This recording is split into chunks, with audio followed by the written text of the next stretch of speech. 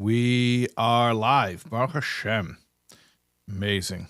Great to be here for part 3 of our 3-part series. 12 Steps in the High Holidays, or High Holidays in the 12 Steps. I want to thank those who have been coming along for the journey. I know many of you have been watching each part, and not only watching it, but applying it to your own personal journey through the high holiday season. I know that because you gave me feedback, and I appreciate that. It's always helpful to hear that there are real people out there actually listening to this stuff and appreciating it. Okay, so this is the grand finale. This is the culmination. And really, Sukkos and Simchas Torah, which is the topic of today's lesson, Sukkos and Simchas Torah, are the grand finale, the climax, if you will, of the high holiday season. I think it's unfortunate that culturally, and I don't know really how this happened, many Jews who are aware of what we call high holidays. By the way, that expression "high holidays," I don't even know where it comes from. I think it's an American expression, high holidays. It's like there's nothing like sacred about that expression. There's an expression, days of awe, Yom Noraim, the days of awe. That's a real expression. Or Tishrei, which is the name of the whole month. But the high holidays expression, I don't know, I'm not even sure where that comes from. But anyway, it's unfortunate that many Jews who know about what we call I'll put it in, scare quotes, high holidays, only know about Rosh Hashanah and Yom Kippur. And maybe they know about Sukkot, they've heard of it, they know what it is, maybe some don't even know about it. But and maybe even they observe it, but they certainly wouldn't put it on par with Rosh Hashanah and Yom Kippur. And that's unfortunate, because the reality is, and I hope this will come across in today's class, that not only are Sukkos and Simchas Torah on par with Rosh Hashanah and Yom Kippur, but in some ways, you may even argue that if Rosh Hashanah and Yom Kippur are the high holidays, then Sukkos and Simchas Torah are the highest holidays, because it's a continuum, it's a process, a culmination that builds and builds and builds until a crescendo. And the high point of it all really is the highest point is at the very end, is Simchas Torah.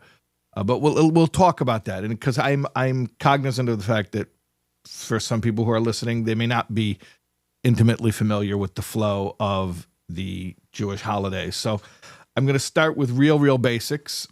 I'm going to assume that I should make no assumptions. Okay, so let's go to real simple stuff. Rosh Hashanah is what we call the new year, but it's actually not the new year. It's the head of the year. Like a head, like a brain or a nerve center of a body, it contains within it sort of all of the energy for the entire year. It's the entire year in microcosm, which is why everything we do on that day is super important. And the most important thing that we do on that day, and we spoke about this in class 1, is Kabbalas Oil Malchus Shamayim, which is a Hebrew expression which literally translated means acceptance of the yoke of the kingdom of heaven. It means submission, surrender, accepting God's authority. We spoke about that. Rosh Hashanah is when we lay the foundation and we say, we are yours. We are devoting ourselves to you. Okay, that's that.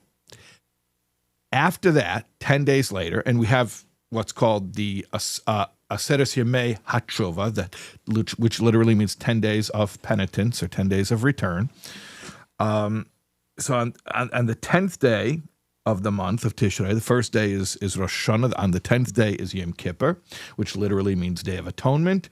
And we spoke about that in class 2. Yom Kippur, Day of Atonement. We spoke about atonement is at-one-ment. It's where we return to our natural state of oneness with God, where all of the things we've done to betray ourselves and betray our relationship with God fall away, being that they are extraneous and foreign to our essence, and that all those defects of character are just, they become irrelevant, and we get back to our true selves. So that's Yom Kippur. Okay, and then 5 days after Yom Kippur, which is the 15th of the month, so now we're 15 days from Rosh Hashanah. Follow this. We're 15 days into the month. By the way, a Hebrew month is 29 and a fraction days, it's a true lunar month. It follows the true lunar cycle. Okay, and that's going to be important, by the way. I'm not just randomly throwing in astronomy just for fun. That's going to be relevant, so please keep this in mind. So by the 15th of the month, meaning smack dab in the center of the month, we are now 2 weeks from Rosh Hashanah. We're 5 days from Yom Kippur, and it's the full moon. It's right in the middle of the month, and it's Sukkos. Sukkos begins. Now, Sukkos is a whole week. It's a whole week, and then of 7 days. A week is 7 days. And then on the 8th day is a holiday unto itself called Shemini Atzeret, which literally means an 8th day of, it depends how you translate Atzeret. You could translate it holding back. We'll talk about that a little bit later, God willing. And then the second day of Shemini Atzeret has a nickname. We call it Simchas Torah, which literally means rejoicing with the Torah. And we have a custom to take the Torah scrolls out and to dance with them, and also to complete the yearly cycle of the public reading of the Torah portions. Okay, so that's the basics. All right. So like I said, a lot of people know about Rosh Hashanah and Yom Kippur. I mean, even your non-Jewish coworkers, when you tell them, oh, I have to take off a day. Oh, yes, it's Yom Kippur, right? They've heard of that. At least they heard of Sandy Koufax. They know about Yom Kippur, right? But Sukkah is a little bit less known, a little bit more obscure. Okay, and like I said, it's unfortunate because in a lot of ways, Sukkos and Simchas Torah are not just also holidays, but in some ways they're the ultimate holidays. And I'm going to explain that. Okay. So let's get a little bit Kabbalistic. We'll explain a verse in Shir HaShirim, Song of Songs, as it is explained according to the mystical teachings. There's a verse in Shir HaShirim, Song of Songs, Song of Solomon, which is an extended metaphor, a love poem, describing the loving relationship between Hashem and his people. And it uses the metaphor of a romantic relationship between a man and a woman. So there's a line there, Yemine tchabkeni v'smoilei tachas l'reishi. Yemine tchabkeni v'smoilei tachas l'reishi. Yemina, his right hand, his right arm, tchabkeni, embraces me or hugs me. V'smoilei, his left hand or arm, tachas l'reishi, is under my head. Okay. So you have to understand Kabbalistically what right and left represent, especially right arm and left arm. The right side represents chesed, which is kindness or generosity, expansion, giving. The left arm represents gvura, which literally means might or strength, but it means might and strength in the sense of self-containment. It means self-restraint. It means severity, and it means discipline. Primarily self-discipline, but also it means discipline as far as acting in a well, sometimes it's also then another name for gvura is din, which is judgment. Not judgment like judgmental, but judgment like discernment and making decisions and making the right judgment call. So when Hashem is in a mode of magnanimous, generous giving, gratuitous kindness, that's the right side, that's the right arm, that's called chesed. When Hashem is in a mode of standing back, making space, sometimes standing back so far that we can't find him, can't see him, could even, God forbid, feel abandoned, that's gvura, that's the left side. Also, when God is in a mode of judgment, figuring out what to allot to each individual and what portion they should get and what's fitting for them and what they're deserving of based on their actions, and that's also the left side. That's gvura. So here's the deal. We say like this. Yeminit chabkeni, with his right arm he embraces me, he hugs me. Smeilet tachas l'reishi, and his left hand is under my head. Reishi, my head, means Rosh Hashanah, which we said before is the head of the year. The head of the year is the left hand, because, we spoke about this. Rosh Hashanah is about judgment. Rosh Hashanah is a day, it's a little bit of an intense day, it's a somber day, it's a serious day. It's not a joking around day. That's one of the reasons, by the way, why we don't say Hallel. Hallel means praise, and it's verses of Psalms that we say on a holiday to express our gratitude to Hashem, to give thanks. We don't say it on Rosh Hashanah, because Rosh Hashanah is a somber day, and Hallel is a little bit too festive for Rosh Hashanah. And that solemn, somber, serious, I like that for alliteration, that solemn, somber, serious tone continues from Rosh Hashanah and into Yom Kippur. Yom Kippur, the day of atonement, is also a solemn, somber, serious day. And it's sacred as well. Somber, serious, sacred, solemn. Yeah. That's Rosh Hashanah and Yom Kippur. Very serious days.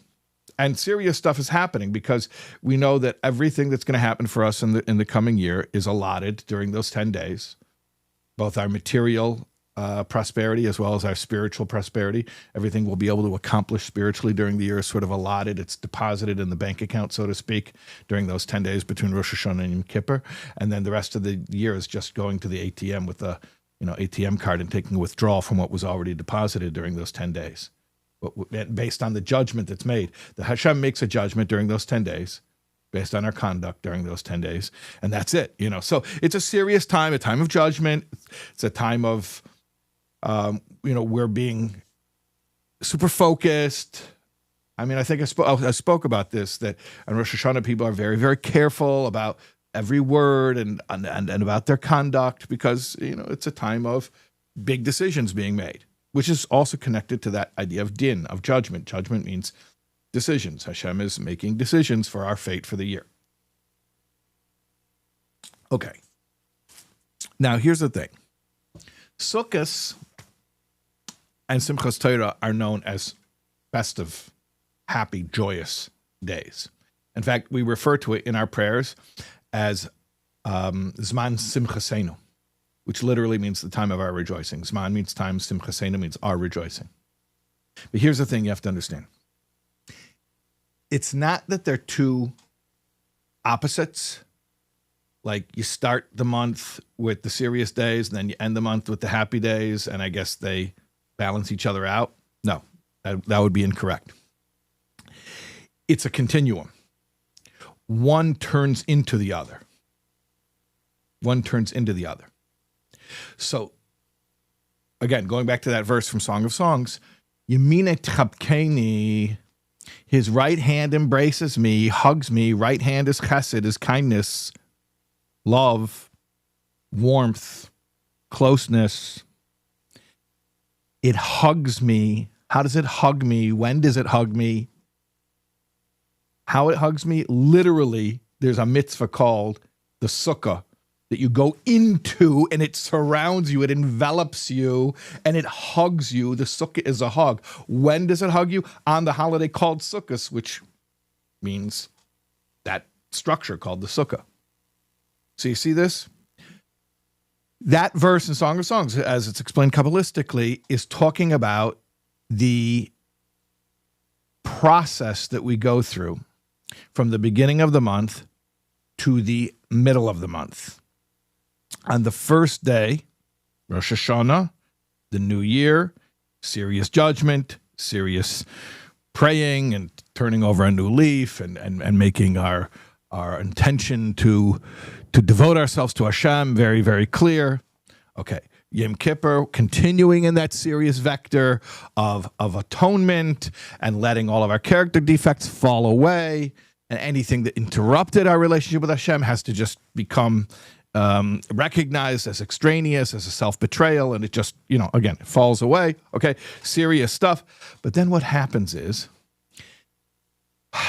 there's a certain joy that was always there beneath the surface.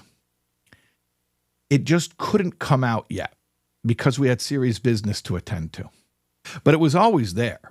I mean, it's the joy of renewal. It's the joy of oneness with God. It's the joy of being able to come close. And so it was always there, but it was hidden, it was latent, it was concealed. But eventually it comes out, it becomes revealed, and that's what happens on Sukkos and Simchas Torah. It's not that we started with serious and then we brought in the joy to sort of like, I put too much pepper in this food, I got to put some sugar in it to counteract it. No. It's the seriousness becomes the joy, or the seriousness gives way to the joy. And that's another another verse also from Tanakh, also from the Ksuvim, from the Holy Writings, not from Shir HaShirim, but from Tehillim, from Psalms, from King David. Shir HaShirim is King Solomon. Psalms is his father, King David. So in Tehillim, in chapter 81, it says, Tiku b'chodesh shofar, bekesa l'yem chagenu. Tiku b'chodesh, sound the shofar, that's the ram's horn. Bekesa means on the concealment. L'yem chagenu, of our day of festivity. So again, the Kabbalistic explanation. What does it explain? Kesa, the concealed day, is Rosh Hashanah. But it's a concealment, Kesa l'yem chagenu, it's a concealment of the day of our festivity, which is Sukkos. In other words, Rosh Hashanah is Sukkos in its concealed form. They're not even two separate things. In fact, if you look at the calendar, the 2 days of Rosh Hashanah always fall out exactly in the same days of the week of the 2 days of Sukkos. The first 2 days of Sukkos. They are one and the same. It's just a further evolution or progression of the concept. And remember I told you before about the moon, the phases of the moon? I told you I'm not just randomly citing astronomy. Okay. So on Rosh Hashanah, what does the moon look like? It's a new moon. What does a new moon look like? Okay, I'm glad you asked. A new moon is the tiniest possible sliver of the moon. At the end of the month, the moon becomes completely concealed, and then when there's a tiny sliver that can be spotted, that's called the new moon. In fact, the word month, chodesh, is related to the word chodesh, which means new. The word month means renewal. So you have the moon in its sliver state, which means it is mostly concealed. And then on the 15th of the month, smack dab in the center of the month, that's the full moon. Right? So it takes 2 weeks to wax and wax and wax until it becomes full on the 15th of every Hebrew month. If you know the Hebrew date, you'll always know the phase of the moon. And then it wanes and wanes and wanes until it gets to nothing, and then becomes a new moon, a Rosh Chodesh, a new month, a new moon, a new month. So think about it like this. On Rosh Hashanah, the moon is concealed. On Sukkos, the moon is full. The moon is really showing us, it's sort of like our visual depiction of what the energy is doing. On Rosh Hashanah, the energy is in a state of concealment. And therefore, there's that emphasis on the gvura, on the self-containment. Hashem is hiding. Hashem is masked. There's a lot of discipline. There's a lot of severity. It's a serious day. And the joy has to be sort of kept under wraps. But by the time you get to Sukkos and the full moon, now everything, it's the same moon that was hidden before now is revealed. It's not like you got rid of the tiny moon and you brought in a big moon. They're the same moon. It's not two moons, it's one moon. So everything that was in a concealed state on Rosh Hashanah becomes revealed on Sukkos. The underlying joy that we couldn't really tap into during Rosh Hashanah and Yom Kippur because we were doing such serious work, now comes to the fore and it becomes a time of joy. But again, not joy that offsets the seriousness, but joy that is the actual revelation of the underlying energy that was present all along. Okay. I hope all of that makes sense. If I haven't lost you yet, because I am understanding that people are coming here for the recovery tie-in, and that was a lot of Jewish background, but I felt I needed to do all of that to explain it properly. So let me suggest the following.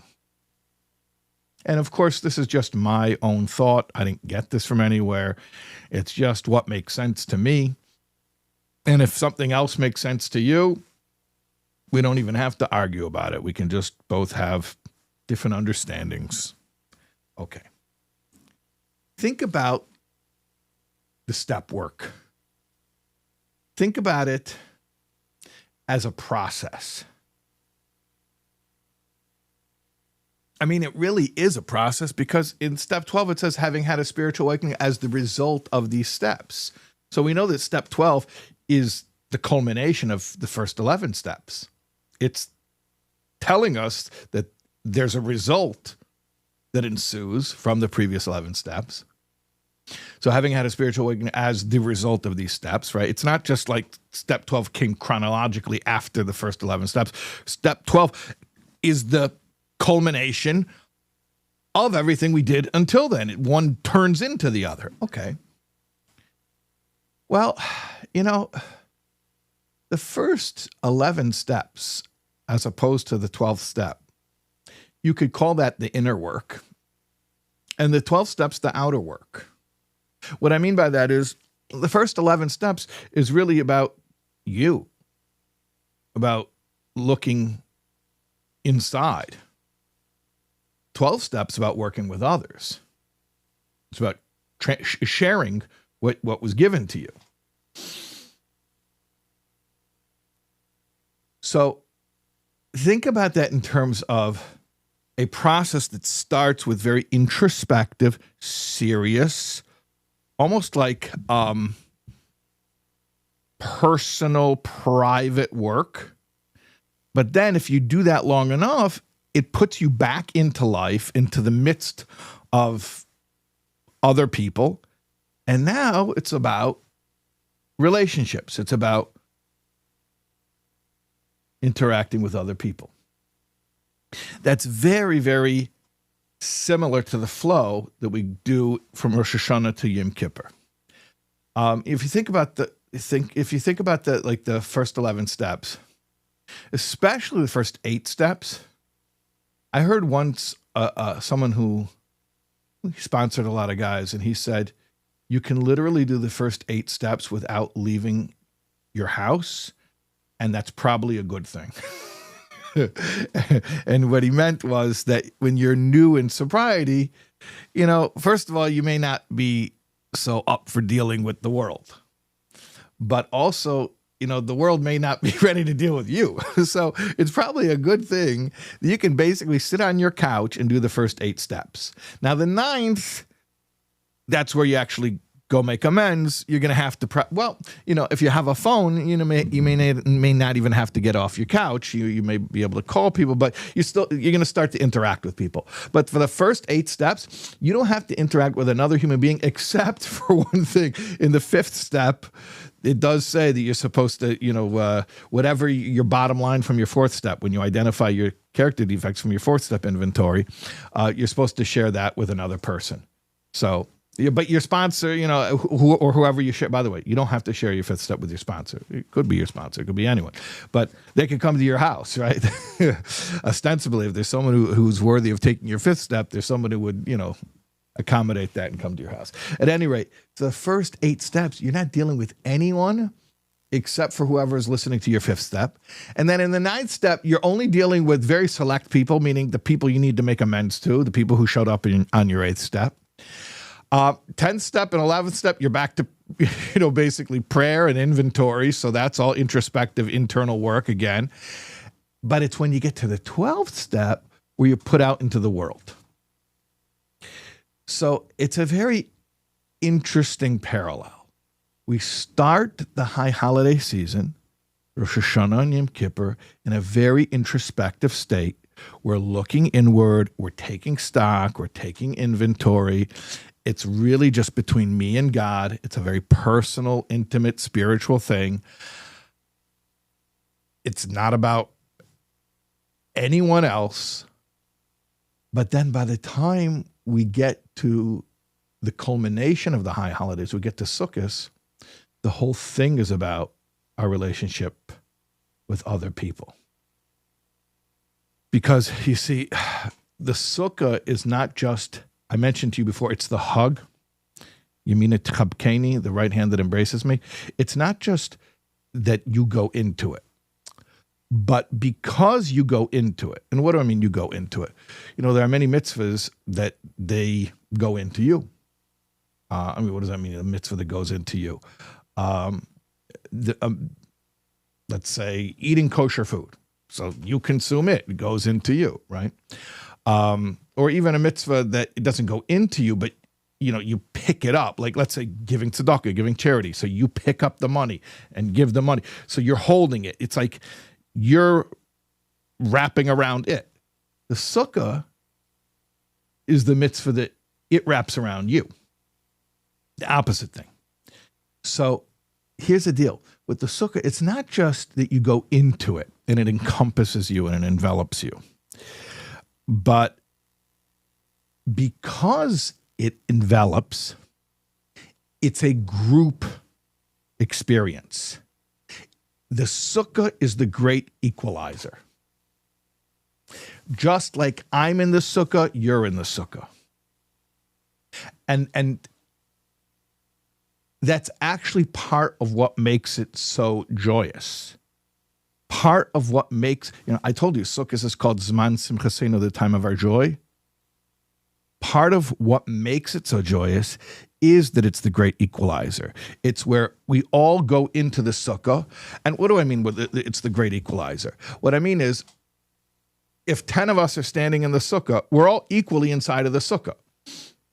If you're talking about what I can contain inside of me, then we all have different capacities. Let's talk about like Torah knowledge. So let's just acknowledge the reality. Some people are smarter, some people are less smart. So different people have different capacities as far as what they can contain. So that highlights our differences. But when you go into the sukkah, it's not what you're containing, it's you're being contained, you're being held. So if 10 of us are standing in the sukkah, you could have people of all different levels, all different backgrounds that came from all different places. But when they're in the sukkah, they're all equally inside of the sukkah. You're either in the sukkah or you're not.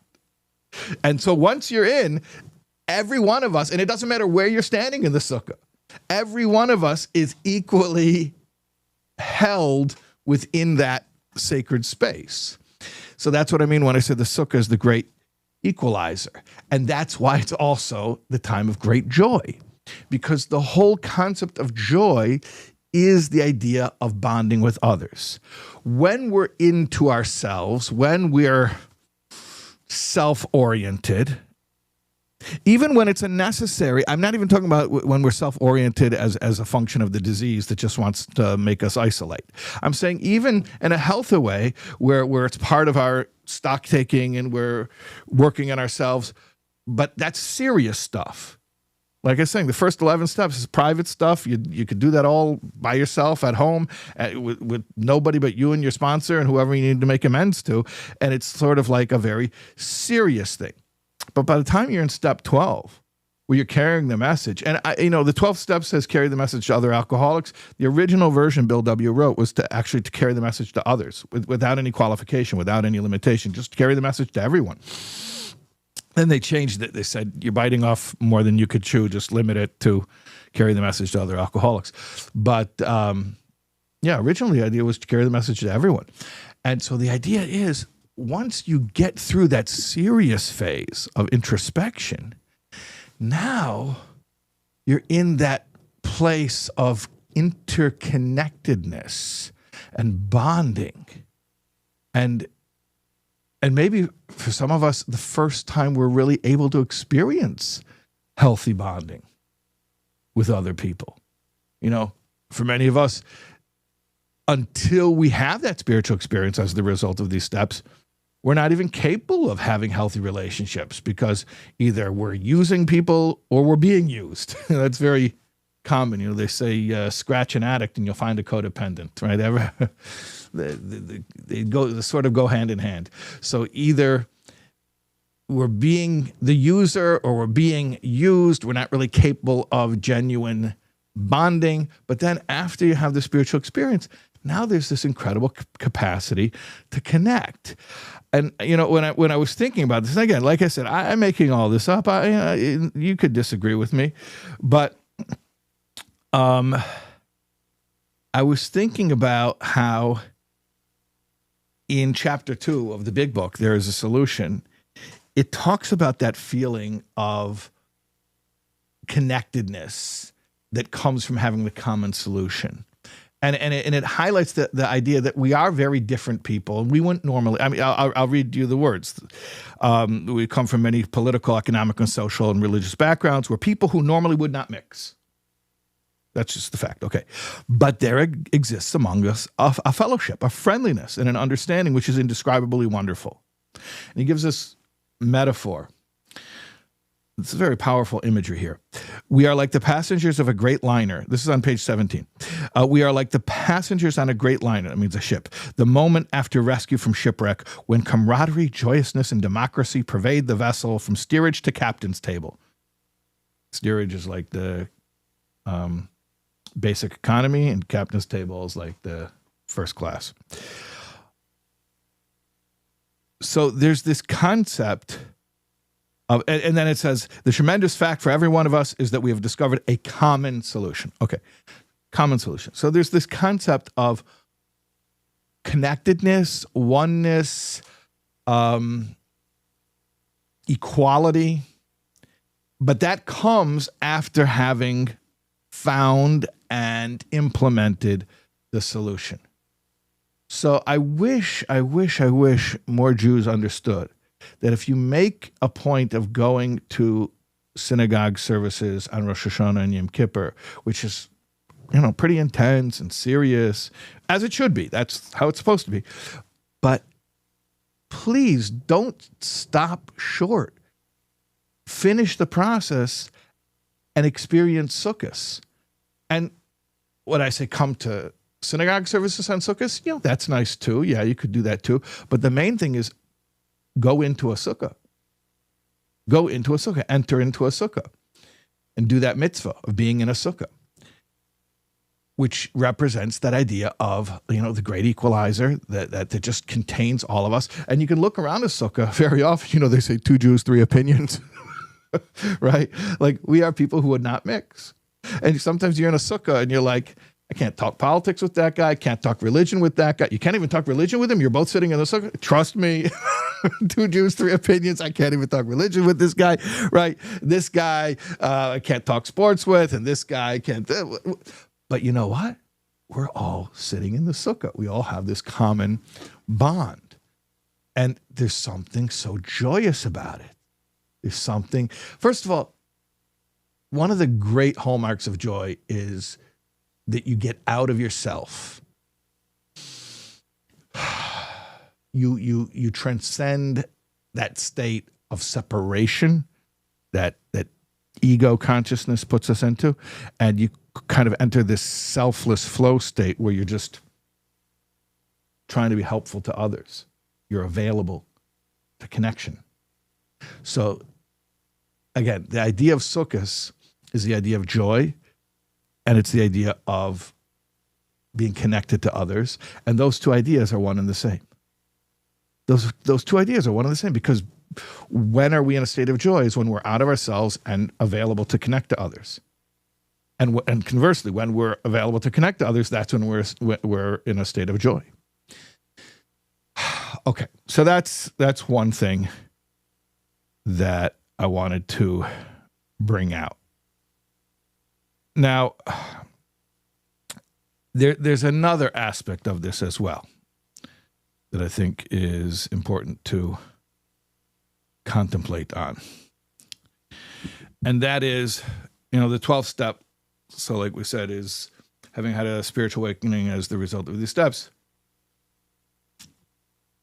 We carried this message to other alcoholics and practiced these principles in all of our affairs. Practice these principles in all of our affairs. Okay, so I want to talk about what that means. We practice these principles in all of our affairs. Like, what does that mean? Does that mean that we go to a meeting once a week or even once a day, and then that's our recovery section of our day? Or does it mean, we read the big book every day, or we set aside some time for service, reach out to those who are still suffering? Is that what it means? It's not. Yeah, it also means those things, but it's not limited to that. That's not only what it means. Practice these principles in all of our affairs, we know, means that it's 24/7. Life is a different life. So it's not just how we behave in the fellowship. It's how we behave in day-to-day life. Like, if you don't treat the people in your family the way you treat the people in meetings, there's something you maybe need to think about that in your 10th step inventory tonight. Practice these principles in all of our affairs means this becomes the new way of living. So it has to be in business, it has to be in our personal relationships, has to be in the way we mow the lawn. Everything has to be in this space of surrender, which we began at the beginning of our process, which, we said Rosh Hashanah was that surrender to authority, that we're giving ourselves over to God. And, Yom Kippur was that dropping away all of the layers of false self that are a betrayal to the true self. Okay, fine. And now we become our true selves. But now what do you do with that?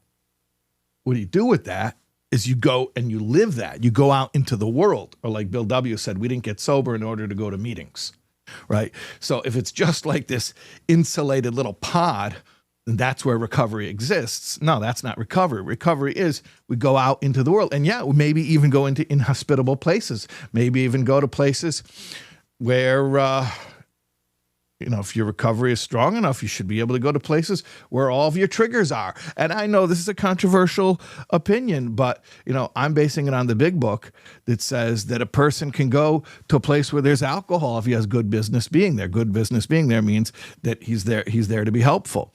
And I know a lot of people are very into avoiding triggers, and they talk about people, places, and things. To me, by the way, people, places, and things means the stuff that I can't control. But a lot of people talk about people, places, and things are triggers, reminders. Don't go around the people, places, and things that you used to be around when you were using.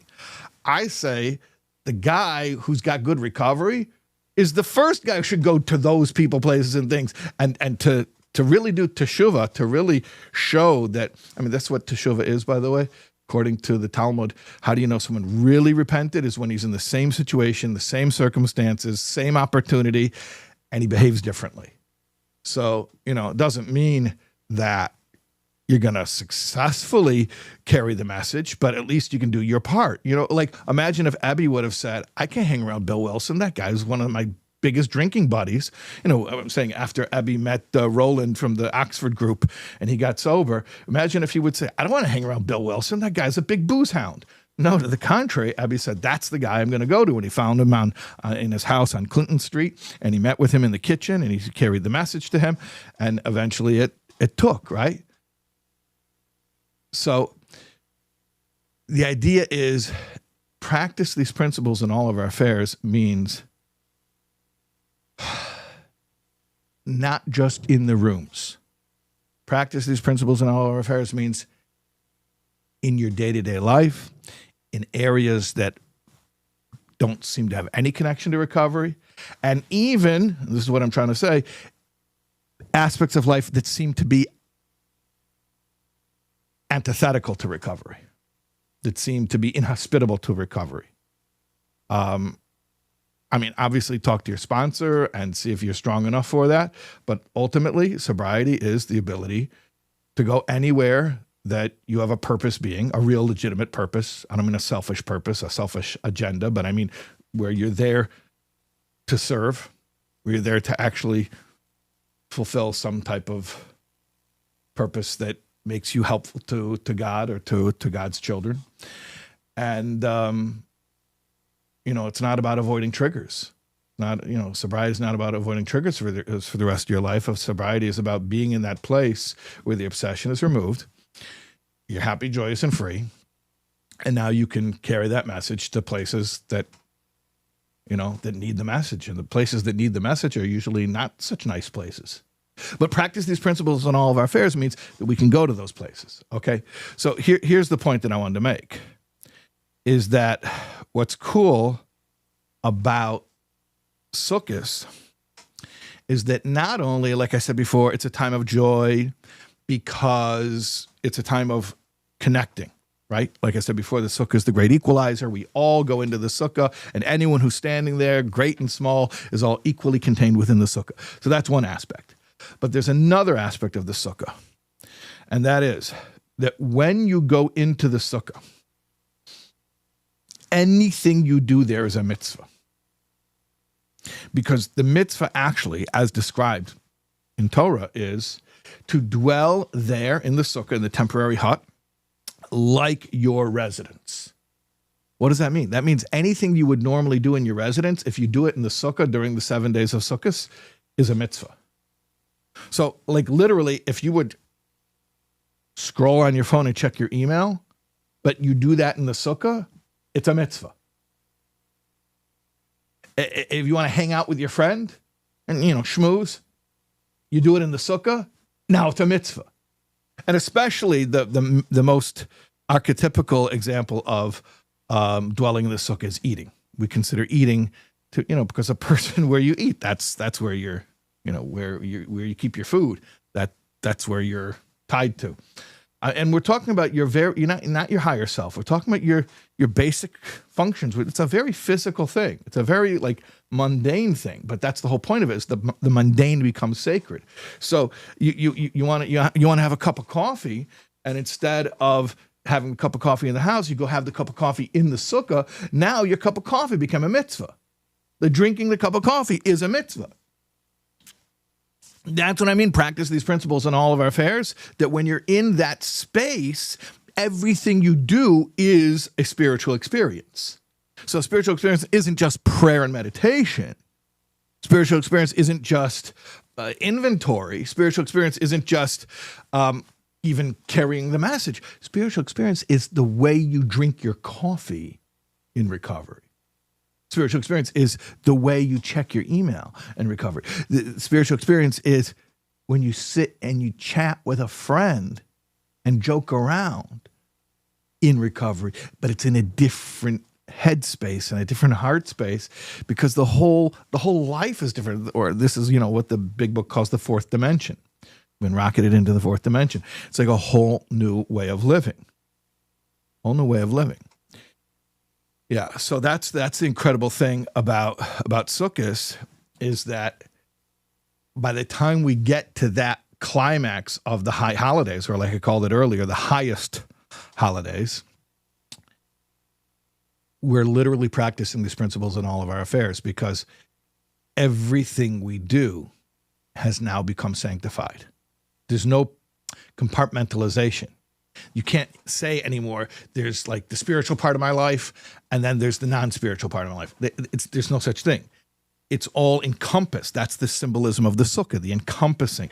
Yeah, it has the encompassing has the symbolism of the great equalizer, uniting different people. We spoke about that. But also has the symbolism of, it encompasses all of your activities, so that everything you do is now included under this umbrella of service of God. And there's no part of your life where you're sort of like, oh, now I'm checking out. I'm a civilian. I'm on break now. Now I'm not serving God. Even when you're on break like a servant of God. Even when you have to go relax, you relax like a servant of God. You understand what I'm saying? And that's the symbolism of the sukkah.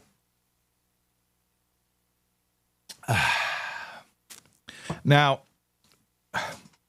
I didn't speak yet about the very end of Sukkos, which is Shemini Atzeret and Simchas Torah. I mean, I mentioned it briefly. I said Shemini Atzeret means the 8th day of holding back. Holding back means, instead of abruptly ending the holiday, we continue a little longer. And in the diaspora outside of the land of Israel, holidays are kept for 2 days, and there's reasons for that historically. You have to do with the date, establishing the dates of the month based on the sight of the new moon. But I'm not going to get into those technicalities right now. The point is that the Jewish holidays are 2 days. So Shemini Atzeret is 2 days, and we have a special name for the second day of Shemini Atzeret. We call it Simchas Torah. So those are actually days 8 and 9 of Sukkos, but they're not really Sukkos. They're connected to Sukkos. I'll explain it like this. How about this? The 3 pilgrimage festivals, which are called the regalim, which is related to the word regel, foot, because you walk up to Jerusalem, to the Holy Temple, are connected to the 3 oves, the 3 patriarchs. Yeah. So, and what are the 3 pilgrimage festivals, by the way? Sukkos, Pesach, and Shavuos. Okay, so Sukkos is connected. Well, let's go in order of the patriarch chronologically. So Pesach is connected to Passover. It's connected to Avram, to Abraham.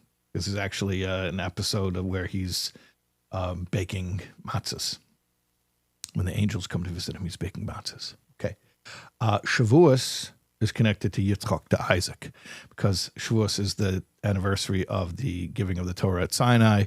And at the giving of the Torah at Sinai, there was the ram's horn, which was sounded, which is described in the book of Exodus, the sound of the duration of the ram's horn. And that was the ram's horn from the ram that was sacrificed instead of Yitzchak, instead of Isaac. And then Sukkos corresponds to Yankov, to Jacob, because actually mentions that after Jacob left his father-in-law Laban's house, he actually stops in a place called Sukkos. Okay, so you have 3 pilgrimage festivals, 3 patriarchs. What's interesting is Shemini Atzeret is sort of its own Yom Tov, but it's sort of not. It's sort of a continuation of Sukkos, but it's sort of its own Yom Tov, which is why, if you want to get really technical into the halacha, you make Shechianu. Again, Shechianu is a blessing you make thanking God for reaching a certain milestone. So you make Shechianu when you reach a holiday for the first time.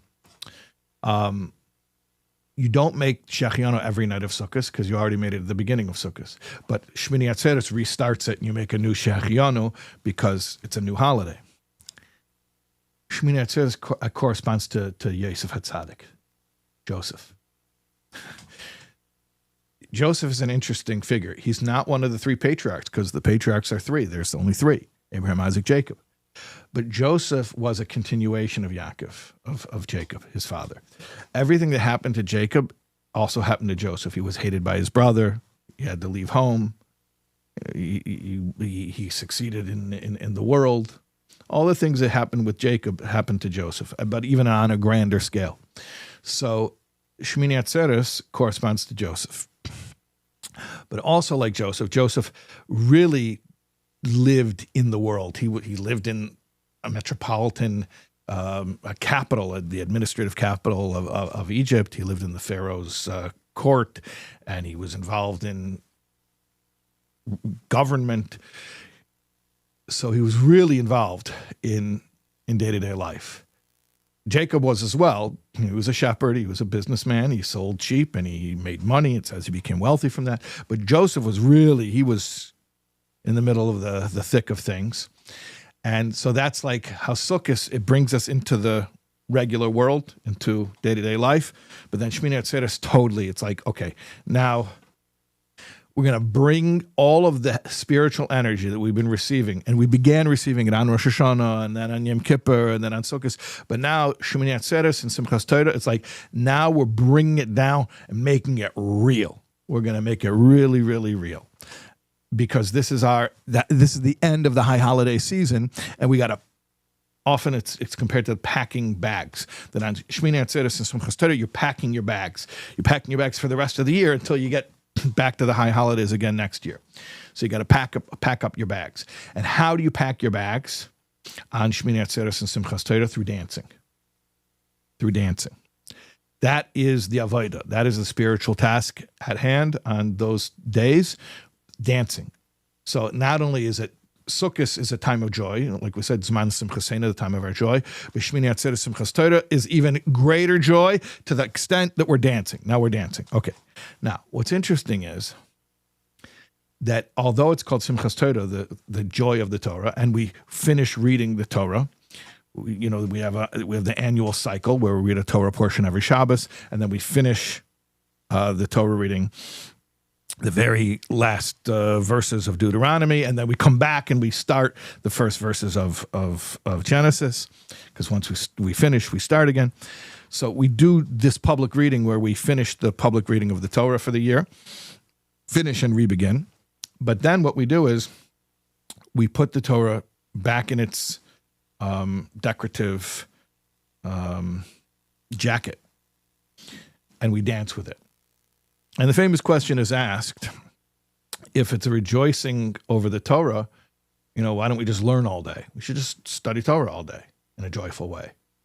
Why do we, after we finish reading it, or even, actually the truth is that most of the dancing is before we read it even, why do we have the Torah wrapped up in its decorative covering, and we're not reading it? We can't even read it. We can't even see the letters where it's closed, and we're holding it and we're dancing around with it. Like, in other words, it doesn't seem like a very studious pursuit. It's like just dancing. And the answer is yes, that's precisely the point. That's precisely the point. The point is this. Torah study is an intellectual pursuit. We're meant to understand Torah. Of course we are. But at the end of the day, we have to understand that we don't understand. And we're connecting to God, who is infinite, and you can't understand God. So God, as we understood him, like Chuck C. said, God, as we understood him, makes no claim to understanding God who cannot be understood. It just refers to the necessity of personal experience. New pair of glasses, Chuck C. speaks about that. God, as we understood him, means the necessity of personal experience. And it has to be something that's real to you. But it doesn't mean that we actually understand God, because God is beyond our understanding. When we study Torah, we could think that maybe if I'll study enough Torah, I'll understand God.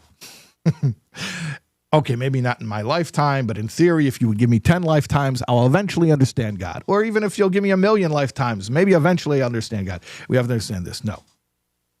Torah study is an important thing because it gets our head on straight, because we need to have our sanity restored. We need to get our thinking healthy. So Torah study gets our thinking healthy. But it doesn't mean that we can understand God. God is infinite. God is fundamentally incomprehensible and beyond our finite capacity. So therefore, when we celebrate the Torah, we don't celebrate it by studying it. We celebrate it by closing up the Torah scroll in its cover, and we just hold it and we dance with it. And how do we dance? We dance with our feet. You study Torah with your head. You dance with your feet. So our ultimate connection to Torah is not through the head, but through our feet. Action, the necessity of action.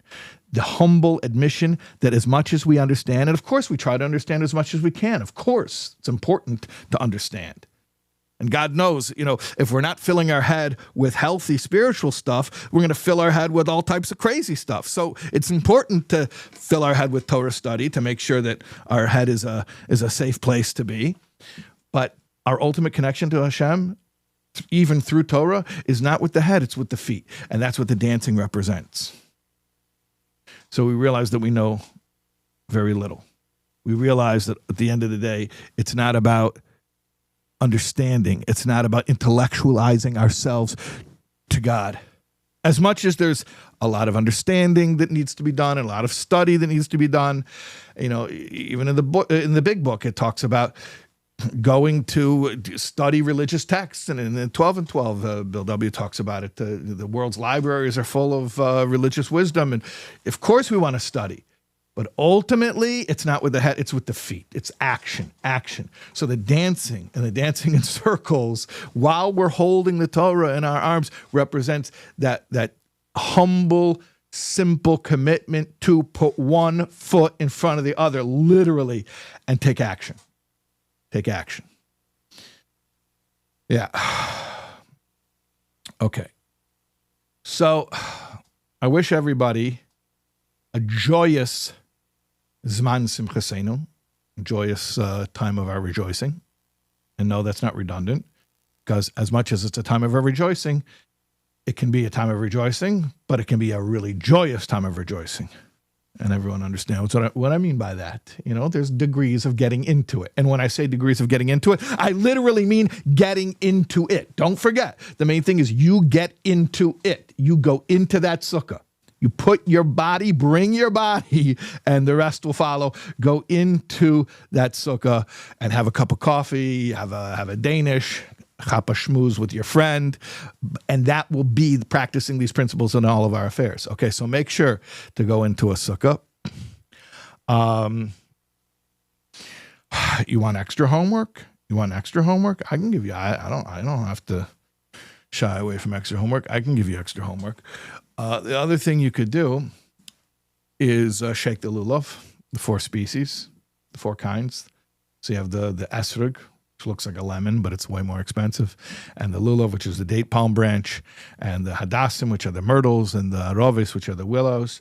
And again, the 4 different species represents that we are people who normally would not mix, right? We're very diverse and different, and we come together not by canceling out our differences, but by appreciating each other's differences. So yeah, Sukkos is a time of bonding and joining with others, and that's represented by all being in the sukkah. It's also represented by putting the 4 species together. And then, of course, Shemini Atzeret Simchas Torah, dancing. Yeah, find a place where they're doing hakafis. Hakafis means the circuits, circular dancing, and make sure to dance with the Torah on Shemini Atzeret Simchas Torah. Okay, good Yom Tif, Chag Sameach. You should have a joyous rest of the high holiday season and joyous rest of your year. Until next time, thank you so much for joining me. And if you do implement any of this in your personal observance, please let me know. Always nice to hear.